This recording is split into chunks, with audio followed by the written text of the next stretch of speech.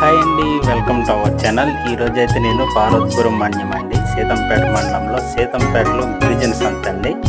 ఈ గిరిజన సంతకి అయితే నేను వచ్చాను. ఇక్కడ వారపు సంత అండి ఇది. ఇక్కడైతే గిరిజన మిత్రులు వాళ్ళు కొండపోడు వ్యవసాయంలో పండించే పంటలు తెచ్చి అమ్ముతూ ఉంటారు.